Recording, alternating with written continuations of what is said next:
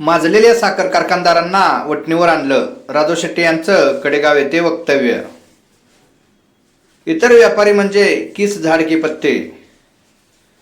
नक्की काय आहे विषय, घेऊया जाणून. काम करावं असं वाटतं,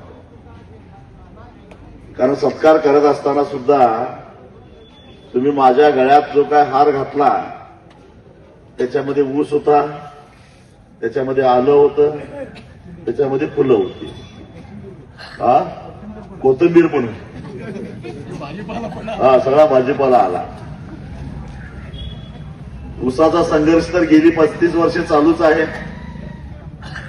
आल्याच्या बाबतीत बोलायचं झालं तर अनिल पवारने मगाशी सांगितलं 2024ला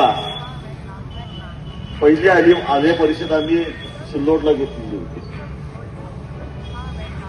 आणि त्या ठिकाणी नुसतं आले परिषद घेतली नाही तर त्यावेळेचे राज्याचे पणन मंत्री अब्दुल सत्तार यांना एक परिपत्रक काढायला लावलं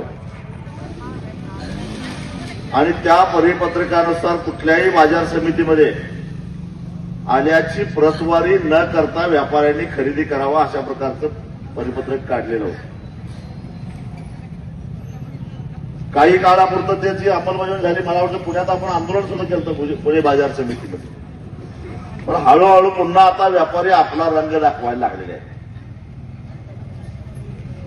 त्यांना नीट करायचं काय अवघड नाही.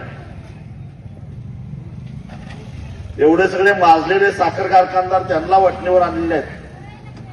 हे व्यापारी म्हणजे जिसकी झाड की पत्ती, त्यांना नीट करायला वेळ लागत नाही. बेदाने वापरांना तर हंटरनं फोडून काढलेलं आहे, पैसे बुडवणाऱ्यांना असं सोडलेलं नाही मी कुणाला.